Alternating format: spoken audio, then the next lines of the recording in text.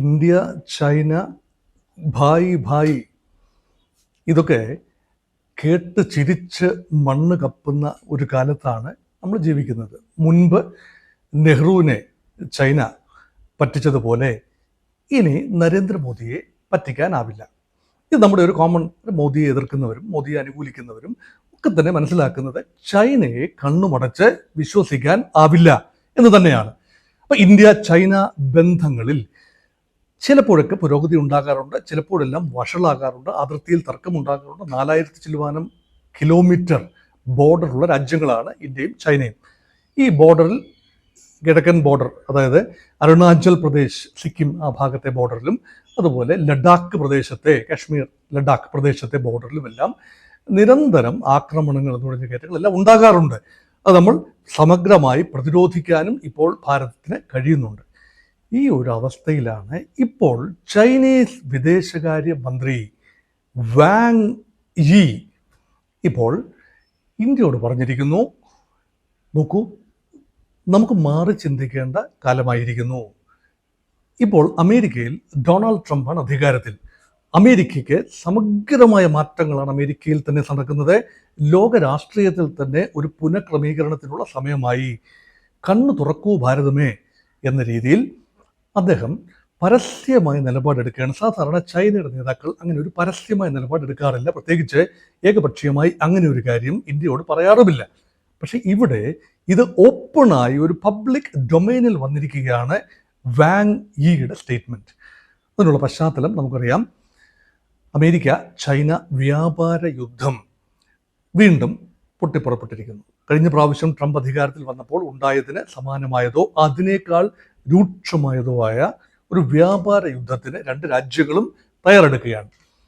ചില രാജ്യങ്ങളെയൊക്കെ വിരട്ടി നിർത്താം. ഉക്രൈനെ വിരട്ടി നിർത്തുന്നത് പോലെ ധാതു കരാർ നിർബന്ധപൂർവ്വം ഒപ്പിടിപ്പിക്കാൻ അമേരിക്ക ശ്രമിക്കുന്നത് പോലെ ചൈനയുമായി ആ രീതിയിലുള്ള ഒരു നയതന്ത്രമോ ആ രീതിയിലുള്ള വിരട്ടലോ നടക്കില്ല.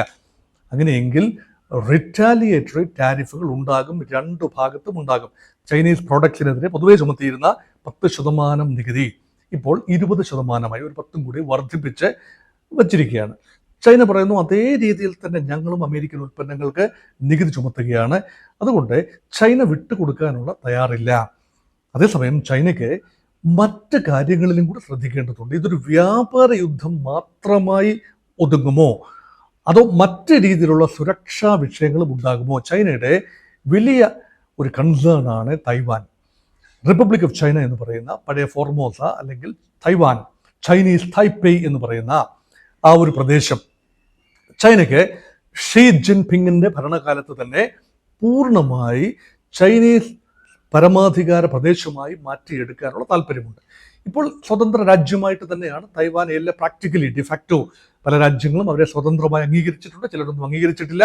പക്ഷേ അമേരിക്കയുടെ ടു ചൈന പോളിസി, അല്ലെ, ചൈന റിപ്പബ്ലിക് ഓഫ് ചൈനയായും അതുപോലെ പീപ്പിൾസ് റിപ്പബ്ലിക് ചൈനയായി യഥാർത്ഥ ചൈനയെയും ഈ രണ്ടും വെവ്വേറെ കാണുന്ന ഒരു നയം.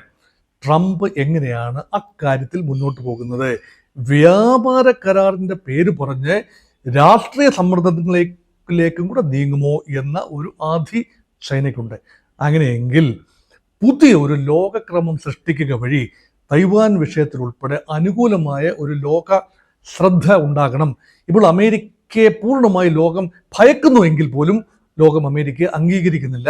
അമേരിക്ക കൊണ്ടുവരുന്ന പല പ്രമേയങ്ങളും UN ജനറൽ അസംബ്ലിയിൽ, ഉക്രൈൻ്റെ വിഷയത്തിൽ പോലും ഉക്രൈൻ കൊണ്ടുവന്ന പ്രമേയത്തിന് അനുകൂലമായി 93 രാജ്യങ്ങളും, റഷ്യൻ അധിനിവേശത്തെ എതിർക്കുന്ന ഉക്രൈൻ പ്രമേയത്തിന് അനുകൂലമായി 90-ലധികം രാജ്യങ്ങൾ വോട്ട് ചെയ്തപ്പോൾ 65ഓളം രാജ്യങ്ങൾ, ഇന്ത്യ ഉൾപ്പെടെ രാജ്യങ്ങൾ വിട്ടുനിന്നു. 18 രാജ്യങ്ങൾ മാത്രമാണ് അമേരിക്കയ്ക്ക് അനുകൂലമായി വോട്ട് ചെയ്ത്. അതിനർത്ഥം പൂർണ്ണമായും അമേരിക്കയെ പഞ്ചപുച്ഛമടക്കി നിന്ന് അനുസരിക്കുന്നത് 18 രാജ്യങ്ങളെ ഉള്ളൂ എന്നാണ് അർത്ഥം. അതിൽ തന്നെ യൂറോപ്യൻ രാജ്യങ്ങൾ പലതും അതിലില്ല എന്നും ഓർക്കണം.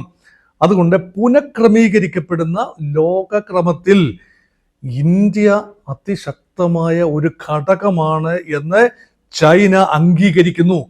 അതൊരു യാഥാർത്ഥ്യമാണ്. China may be 17 trillion economy, ഇന്ത്യയെ സംബന്ധിച്ചിടത്തോളം 4 ട്രില്യൺ പോലും ആയിട്ടില്ല. അപ്പം 4-5 ഇരട്ടിയാണ് ചൈനീസ് ഇക്കോണമിയുടെ വലിപ്പം. അവർ ഇന്ത്യയെക്കാളും മുൻപ് തന്നെ ഉദാരവൽക്കരണ നയത്തിലേക്ക് നീങ്ങി. 1979 മുതൽ തന്നെ ഡെങ് സിയാഒപിങ്ങിന്റെ കാലഘട്ടം മുതൽ തന്നെ ഉദാരവൽക്കരണ ആഗോളവൽക്കരണ ക്രമത്തിലേക്ക് നീങ്ങി. ഒരു political communism and economic capitalism. അപ്പോൾ പ്രൈവറ്റ് ക്യാപിറ്റലിന്റെ അനന്തമായ സാധ്യതകൾ കമ്മ്യൂണിസ്റ്റ് രാഷ്ട്രീയ ക്രമം നിലനിർത്തിക്കൊണ്ട് തന്നെ ചൈനയ്ക്ക് കൊണ്ടു നടക്കാൻ കഴിയുന്നുണ്ട് എന്നത് ഒരു വലിയ അത്ഭുതം തന്നെയാണ്. പക്ഷേ ഭാരതത്തിൻ്റെ ഉദാരവൽക്കരണ നയം 1991 തുടങ്ങുന്നു. ഗ്ലോബലൈസ്ഡ് ഇക്കോണമിയാണ്. ഇപ്പോൾ ഫോറിൻ കുറച്ചുകൂടി എക്സ്പോഷർ വന്നിട്ടുണ്ട്. ഇന്ത്യയുടെ ആകമാന സാമ്പത്തിക സ്ഥിതി ഈസ് മച്ച് ബെറ്റർ. ഇന്ത്യ 5ാമത്തെ വലിയ സമ്പദ് വ്യവസ്ഥയായി മാറിക്കഴിഞ്ഞു. പക്ഷേ ദാരിദ്ര്യം കൊടികുത്തി വാഴുന്നു. ഇപ്പോഴും അത് യാഥാർത്ഥ്യമാണ്. പെർ ക്യാപിറ്റ ഇൻകം, അതാണല്ലോ യഥാർത്ഥത്തിലെ ജീവിത ഇൻഡെക്സ് എന്ന് പറയുന്നത്. പെർ ക്യാപിറ്റ ഇൻകം ഇപ്പോഴും വളരെ വളരെ കുറവാണ്. ഇതെല്ലാം യാഥാർത്ഥ്യങ്ങളായിരിക്കെ ഈ ഏഷ്യൻ പ്രദേശത്തെ ചൈനയും ഇന്ത്യയും അസുഖകരമായ ബന്ധം തുടരുന്നത് ഇരു രാജ്യങ്ങൾക്കും നല്ലതല്ല. രണ്ട് വിപണികളുടെയും പൂർണ്ണമായ സംയോജനം സാധ്യമല്ല. കാരണം നമുക്ക് കോമ്പറ്റീഷൻ ഉണ്ട്. ചൈനയുമായി പ്രോഡക്ട്സിന്റെ കാര്യത്തിൽ കോമ്പറ്റീഷൻ ഉണ്ട്. പക്ഷെ ചൈന അഭിമുഖീകരിക്കുന്ന ഏതാണ്ട് അതേ തരം പ്രശ്നങ്ങൾ ഇന്ത്യ അഭിമുഖീകരിക്കുന്നു. പ്രധാനമായും ഊർജ്ജ പ്രതിസന്ധി. ചൈനയ്ക്ക് എനർജി റിസർവ്സിന്റെ കാര്യത്തിൽ വളരെ ബുദ്ധിമുട്ടുണ്ട്. ഇന്ത്യക്കും അതുപോലെ തന്നെയാണ് എനർജിയിലെ ഹ്യൂജ് ഇഷ്യൂ. അതുകൊണ്ട് ഓൾട്ടർനേറ്റ് എനർജിക്ക് വേണ്ടിയുള്ള ഓട്ടത്തിലാണ് ചൈനയും ഇന്ത്യയും.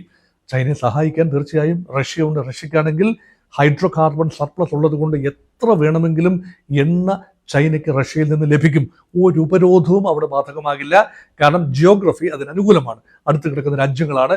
തീർച്ചയായും ഓയിൽ പൈപ്പ് ലൈൻസിൽ പമ്പിൻ ചെയ്യാം, അല്ലെങ്കിൽ കപ്പലിൽ ഇറക്കുമതി ചെയ്യാം, എല്ലാം സാധിക്കും. ഇന്ത്യക്കും റഷ്യയെ കൈവിട്ടുകൊണ്ട് പൂർണ്ണമായി അമേരിക്ക ആശ്രയിച്ച് നിൽക്കാനാവില്ല. കാരണം ഏറ്റവും ലാഭകരമായി ഇന്ത്യക്കും ഓയിൽ ഇറക്കുമതി ചെയ്യാൻ സാധിക്കുന്നത് റഷ്യയിൽ നിന്നാണ്. റുപ്പി ടേംസിൽ അത് നടക്കുന്നു. അപ്പം റഷ്യ, ഇന്ത്യ, ചൈന പല കാരണത്താലും ഈ 3 രാജ്യങ്ങൾക്ക് ഒരുമിച്ച് നിൽക്കാൻ പറ്റുന്നില്ല. പല കാരണങ്ങളാൽ. ബ്രിക്സ് എന്ന ഒരു കൊഹീസീവ് അഡ്ഹസീവ് ഇഫക്റ്റ് ഉണ്ട്, ഇല്ലെന്ന് പറയുന്നില്ല. പക്ഷേ ബ്രിക്സിന്റെ പരിധി വ്യാപിക്കുകയാണ്. കൂടുതൽ രാജ്യങ്ങൾ ബ്രിക്സിന്റെ പരിധിയിലേക്ക് വരുന്നു. അപ്പൊ അമേരിക്കൻ ഹെഗിമണി, ഈ വാക്ക് വളരെ പ്രധാനമാണ്. ഹെഗിമണി, മേധാവിത്വം. ഈ അമേരിക്കൻ ഹെഗിമണി അംഗീകരിക്കാൻ തയ്യാറാവാത്ത രാജ്യങ്ങളാണ് 1.5 പതിറ്റാണ്ട് മുമ്പ് ബ്രിക്സ് എന്ന ഒരു ഫോർമേഷനിലേക്ക് വന്നത്. അത് അമേരിക്ക വിരുദ്ധ രാജ്യങ്ങൾ എന്ന് പറയാനാവില്ല. പക്ഷേ അമേരിക്കയുടെ മേധാവിത്വം ആ രീതിയിൽ അംഗീകരിക്കുന്ന യൂറോപ്യൻ രാജ്യങ്ങളെ പോലെ, പടിഞ്ഞാറൻ യൂറോപ്പിലെ ബ്രിട്ടനോ ഫ്രാൻസോ ഒക്കെ അംഗീകരിക്കുന്നത് പോലെ അംഗീകരിക്കാൻ തയ്യാറാവാത്ത, എന്നാൽ G20 പ്രധാനമായി ഉൾപ്പെടുന്ന രാജ്യങ്ങളാണ്. അതാണ് Brazil, India, Russia, China, south Africa. ഈ രാജ്യങ്ങൾ, അതോടൊപ്പം 5 രാജ്യങ്ങൾ കൂടി ചേർന്നിരിക്കുന്നു. ഒരു പുതിയ സമ്പദ്ഘടന ഒക്കുമെങ്കിൽ ഒരു പുതിയ കറൻസി, ബ്രിക്സ്. ഒരു ബ്രിക്സ് ബാങ്ക് ഉണ്ട്, ഇൻവെസ്റ്റ്മെന്റ് ബാങ്കാണ്, വലിയ തോതിൽ പണം റേസ് ചെയ്യുന്നു. പരസ്പരം ബ്രിക്സ് രാജ്യങ്ങൾ തമ്മിൽ ഇടപാടുകൾ നടക്കാനുള്ള വേദിയാണത്. ഇതെല്ലാം നല്ല കാര്യം. പക്ഷേ ഡൊണാൾഡ് ട്രംപ് ഇപ്പോൾ വിരട്ട് നിർത്തിയിരിക്കുകയാണ്. ബ്രിക്സുമായി നിങ്ങൾ ബ്രിക്സിന്റെ ഒരു സാമ്പത്തിക യൂണിയനുമായും കോമൺ കറൻസിയുമായും മുന്നോട്ട് പോവുകയാണെങ്കിൽ കർശനമായ നടപടികൾ ബ്രിക്സിനെതിരെ ഉണ്ടാകും. എല്ലാ രാജ്യങ്ങൾക്കുമെതിരെ 100% ഇറക്കുമതി ടാരിഫ് ഉണ്ടാകും. അപ്പൊ ഇന്ത്യ വിരട്ടാൻ നല്ലൊരു മാർഗമാണ്. ഇന്ത്യയുടെ ഏറ്റവും അധികം കയറ്റുമതിയുള്ള രാജ്യങ്ങളിൽ ഒന്ന് അമേരിക്കയാണ്. അപ്പോൾ കയറ്റുമതി സർപ്ലസ് വേണ്ട എന്ന് വെക്കാൻ ഇന്ത്യക്കാവില്ല. അതുകൊണ്ട് അവിടെ ഇന്ത്യക്ക് ഭയാശങ്കകളുണ്ട്. അപ്പൊ ഇന്ത്യക്കും ഓപ്പൺ അപ്പ് ചെയ്തെങ്കിലേ പറ്റൂ. ചൈനയുമായി നേരിട്ട് സഹകരിക്കുന്നതിന് ബുദ്ധിമുട്ടുണ്ട്. ഇന്ത്യയുടെ രാഷ്ട്രീയ അവസ്ഥ അതിന് യോജിച്ചതല്ല. കാരണം ചൈനയുമായി തിക്ത അനുഭവങ്ങൾ നമുക്ക് പലതുമുണ്ട്. ദലൈലാമയ്ക്ക് ഇന്ത്യ അഭയം നൽകി. ടിബറ്റൻ ആധ്യാത്മിക ആചാര്യൻ ദലൈലാമയ്ക്ക് 1959 അഭയം നൽകിയതും 62 ചൈനീസ് ആക്രമണം ഇന്ത്യക്ക് നേരെ നടന്നതും ഇന്ത്യക്ക് വേണ്ട രീതിയിൽ പ്രതിരോധിക്കാനാവാതെ പോയതും പിന്നീട് ഇന്ത്യ സർവശക്തിയും സംഹരിച്ചുകൊണ്ട് അതിർത്തികൾ സംരക്ഷിച്ചു നിർത്തുന്നതും ഒക്കെ നമ്മൾ കണ്ടതാണ്. ഇപ്പോൾ ഇന്ത്യയും ചൈനയും തമ്മിൽ നേരിട്ടുള്ളൊരു കായിക പോരാട്ടം, യുദ്ധം അപ്രസക്തമാണ്. 4 വർഷമായി തുടർന്ന ചർച്ച, അല്ലെങ്കിൽ ഒരു പ്രതിസന്ധി ഘട്ടത്തിൽ എത്തി നിന്ന ബോർഡർ ടോക്സിന് പുരോഗതി ഉണ്ടായി. ഏതാനും മാസം മുൻപ് ഒരു ശാശ്വതമായ കരാറിലേക്ക് ഇരു സൈന്യങ്ങളും എത്തിച്ചേരുന്നു. അതുകൊണ്ട് അതിർത്തികൾ ശാന്തമാണ്, സ്ഥിതിഗതികൾ അനുകൂലമാണ്. പക്ഷെ ആത്യന്തികമായി ചൈനക്കാരനെ വിശ്വസിക്കാനാവുമോ എന്ന ചിന്ത ഇന്ത്യയിലുണ്ട്, തിരിച്ച് ചൈനയിലുമുണ്ട്. ഇന്ത്യയുടെ ഒരു ആത്യന്തികമായ ലക്ഷ്യങ്ങളെക്കുറിച്ച് ചൈനയിലും അഭിപ്രായ വ്യത്യാസങ്ങൾ ഉണ്ടാവും. പക്ഷെ അമേരിക്കൻ പ്രസിഡന്റ് ട്രംപിന്റെ ചാഞ്ചാട്ടങ്ങൾ, കാരണം ഇന്ന് ഒരുപക്ഷെ ലോക സമാധാനത്തെക്കുറിച്ച് ട്രംപ് പറയുന്നു, പക്ഷേ രാത്രി ഇരുട്ടി നേരം വെളുക്കുമ്പോൾ മറ്റൊരു ലോകക്രമമാണ് നമ്മൾ കാണുന്നത്. ഉറങ്ങാൻ കിടക്കുമ്പോൾ കാണുന്ന ലോകക്രമമല്ല ട്രംപ് ലോകത്തിന് സമ്മാനിക്കുന്നത്. പിറ്റേന്ന് എൻറ്റയർലി ഡിഫറെന്റ് ലോകക്രമമാണ്. എല്ലാ ദിവസവും തന്നെ വാർത്തകളിൽ നിറഞ്ഞു നിൽക്കുന്ന, പലപ്പോഴും ഭീതിതമായ വാർത്തകളിൽ നിറഞ്ഞു നിൽക്കുന്ന ഡൊണാൾഡ് ട്രംപിനെ നേരിടണമെങ്കിൽ കുറച്ചുകൂടെ സ്റ്റേബിൾ ഇടപാടുകൾ, അലയൻസ് എന്നുള്ള രീതിയല്ല, മിലിറ്ററി അലയൻസ് അല്ല, ഒരുപക്ഷെ സാമ്പത്തിക സഖ്യവുമല്ല, കുറച്ചുകൂടി നീക്കുപോക്കുകൾ വേണ്ടി വരും. അതുകൊണ്ടാണ് ചൈന ഇന്ത്യ വ്യാപാരം 10 മടങ്ങ് വർദ്ധിക്കാനുള്ള ഫോർമുല ഒരുങ്ങി വരുന്നു. വാങ് യിയും ഇന്ത്യയുടെ വിദേശകാര്യമന്ത്രി ജയശങ്കറും തമ്മിൽ ഒരു റൗണ്ട് സംസാരിച്ചു കഴിഞ്ഞു. നമ്മുടെ പ്രധാനമന്ത്രി നരേന്ദ്രമോദിയും ചൈനീസ് പ്രസിഡന്റ് ഷീ ജിൻപിങ്ങും ഇവിടെ റഷ്യയുടെ കസാനിൽ വെച്ച് കഴിഞ്ഞ വർഷം കണ്ടുമുട്ടി, ബ്രിക്സ് സമ്മേളനത്തിൽ വെച്ച് കണ്ടുമുട്ടി, ഏകദേശ സംസാരങ്ങൾ ഉണ്ടായി. അത് മാത്രമല്ല ഈ ചൈനീസ് സന്ദർശനം ഉണ്ടായി. നമ്മുടെ വിദേശകാര്യ സെക്രട്ടറി വിക്രം മിശ്രയും അതുപോലെ നാഷണൽ സെക്യൂരിറ്റി അഡ്വൈസർ അജിത് ഡോവലും എല്ലാം. കാരണം ഇതൊരു വിദേശകാര്യം മാത്രമല്ല, ഇത് സുരക്ഷാപരമായ ഉറപ്പുകളും വേണം. അതുകൊണ്ടാണ് വിക്രം മിശ്രയും അതുപോലെ ദേശീയ സുരക്ഷാ ഉപദേഷ്ടാവ് അജിത് ഡോവൽ, ഇന്ത്യയുടെ ഒരു വലിയ തന്ത്രജ്ഞനാണ് അജിത് ഡോവൽ, അദ്ദേഹം ബെയ്ജിങ്ങിലെത്തി പല റൗണ്ട് ചർച്ചകളായി കഴിഞ്ഞു. അതുകൊണ്ട് ഒരുപക്ഷെ normalization of China India relations in the special context of Trump going absolutely berserk, ഈ ഒരു സാഹചര്യം ഒരുപക്ഷെ ആരും അധികം പ്രതീക്ഷിച്ചിരുന്നതല്ല. അതിലേക്കാണോ കാര്യങ്ങൾ എങ്കിൽ മാത്രമേ ഒരുപക്ഷെ അമേരിക്കയുമായി പോലും ഇന്ത്യക്ക് ശക്തമായി വിലപേശാനാവൂ. അതുമാത്രമല്ല, യഥാർത്ഥത്തിൽ ഇന്ത്യക്കെതിരെ വലിയ തോതിലുള്ള റിറ്റാലിയേറ്ററി ടാരിഫുകൾ ഉണ്ടായാൽ പിടിച്ചു നിൽക്കണമെങ്കിൽ ഇന്ത്യക്ക് വിപണികൾ, കയറ്റുമതികളൊക്കെ ഡൈവേഴ്സിഫൈ ചെയ്യേണ്ട ആവശ്യമുണ്ട്. അപ്പോൾ ഇന്ത്യയെ സംബന്ധിച്ചിടത്തോളവും പൂർണ്ണമായി അമേരിക്ക പറയുന്നത് വിശ്വസിച്ച് നിൽക്കാതെ നാളുകളിൽ എന്താണ് പറയുന്നത് അറിയില്ല.